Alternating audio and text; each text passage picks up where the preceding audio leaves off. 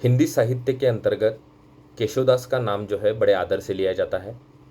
और हिंदी साहित्य के रीतिकाल के अंतर्गत तो जब भी रीतिकाल की चर्चा चलती है उसमें केशवदास का नाम आता ही आता है। तो केशवदास जो है रीतिकाल के अंतर्गत रीतिबद्ध कवि के रूप में जाने जाते हैं। वैसे देखा जाए तो रीतिकाल में 3 प्रकार के कवि थे, जैसे रीतिबद्ध, रीतिमुक्त और रीतिसिद्ध। जिन्होंने लक्षण ग्रंथ यानी रीति ग्रंथ जिन्होंने लिखे, यानी काव्य की रचना किस प्रकार करनी चाहिए इससे संबंधित जिन्होंने ग्रंथ लिखे उन्हें लक्षण ग्रंथ कहा जाता है। वो जिन्होंने लिखे वो रीतिबद्ध के अंतर्गत आते हैं। उसके बाद जो है रीति सिद्ध कवि जिन्होंने उस लक्षण ग्रंथों के आधार पर जो है अपने काव्य का निर्माण किया, उन्हें रीति सिद्ध कवि जैसे बिहारी कवि। उसके बाद रीति मुक्त कवि जिन्होंने न तो लक्षण ग्रंथ लिखे और न तो उसका उपयोग अपने काव्य में किया, उसे रीति मुक्त कहा जाता है। तो केशवदास जो है रीतिबद्ध कवि के अंतर्गत जो है आते हैं, जिन्होंने बहुत सारे लक्षण ग्रंथ जो है लिखे हुए हैं। अब उनके साहित्य के बारे में चर्चा करने से पहले हमें उनका जीवन परिचय जो है देखना बहुत ही ज़रूरी है। अब हम देख सकते हैं कि केशवदास का जो जन्म है वह संवत 1612 में हुआ और उनकी मृत्यु जो है संवत 1682 में हुई है। तो आचार्य केशवदास जो है रीति परंपरा के प्रवर्तक जो है माने जाते हैं। उनका जन्म जो है एक संपन्न ब्राह्मण परिवार में हुआ था और उनके पिता का नाम काशीनाथ मिश्र था। केशवदास का वंश पंडितों का था। ओरछा के राज दरबार में उनका विशेष मान था। राजा मधुकर शाह केशवदास के पिता का विशेष आदर सम्मान करते थे। स्वयं केशवदास भी राजा इंद्रजीत सिंह के दरबार में रहते थे, यानी स्वयं केशवदास जी जो भी है केशवदास जो है वो राजा इंद्रजीत सिंह के दरबार में रहते थे। राजा इंद्रजीत सिंह केशवदास को अपना गुरु मानते थे। इंद्रजीत सिंह ने उन्हें भेंट में 21 गांव दिए थे। उस समय में जो है राजा महाराजाओं के आश्रित ये कवि लोग रहते थे और उन्हें भेंट स्वरूप कुछ ना कुछ जो है दिया जाता, जैसे दरबारी कवि के रूप में जो है उन्हें रखा जाता था। तो इंद्रजीत सिंह ने इन्हें जो है 21 गांव जो है दान स्वरूप दिए थे और उन्हें जो है अपना गुरु भी वो जो है मानते थे। केशवदास जो है संस्कृत भाषा के ज्ञाता थे। केशवदास के कुल के दास भी संस्कृत भाषा बोलते थे। कुल के दास माने केशवदास के नौकर भी जो थे वह भी जो है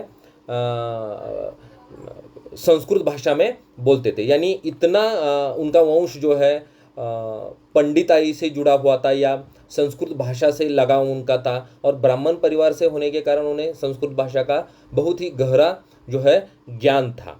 और केशवदास जो है बिहारी के पिता माने जाते हैं। सुप्रसिद्ध कवि बिहारी जिनकी आज भी चर्चा होती है, उनके काव्य की, उनके दोहों की, उनके पिता जो है केशवदास को माना जाता है।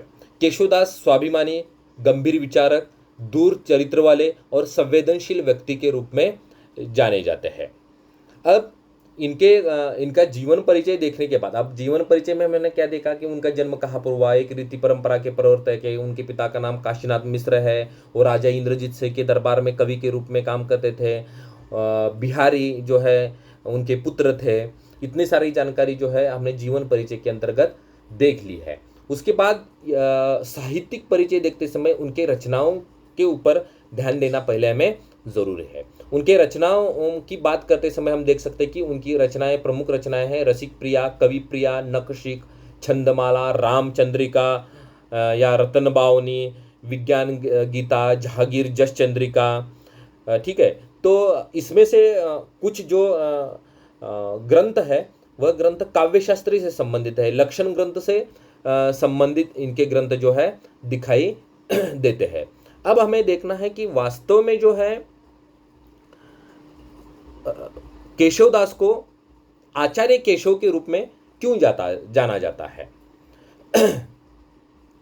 तो काव्यशास्त्र के निरूपण में उनका या काव्य के निरूपण में, काव्य का निर्माण करने में उनका मन ज़्यादा नहीं लगा ऐसा हम कह सकते हैं, क्योंकि उन्होंने ज़्यादातर लक्षण ग्रंथों का निर्माण किया हुआ है। जैसे कवि प्रिया उनका जो ग्रंथ है वह कवि की शिक्षा से संबंधित ग्रंथ है।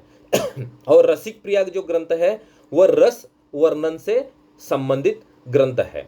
श्रृंगार से संबंधित जो श्रृंगार वर्णन जो है आपको नक्षिक उनका जो ग्रंथ है उनको उस ग्रंथ में हमें श्रृंगार से संबंधित बातें हमें देखने को मिलेगी। यानी कवि प्रिया से संबंधित ग्रंथ में हमें कवि शिक्षा से संबंधित बातें मिलती है। रसिक प्रिया में रस से संबंधित सारी बातें, माने रस से जुड़ी, यानी कितने रस क्या है, उनका प्रयोग किस प्रकार होना चाहिए, ये बातें जो है उस ग्रंथ में हमें दिखाई देती है। और नक्षिक वर्णन में नक्षिक इस ग्रंथ में हमें श्रृंगार वर्णन से संबंधित सारी बातें जो है दिखाई देती है। उसके बाद रामचंद्रिका, यह जो है यह उनका एक महाकाव्य है।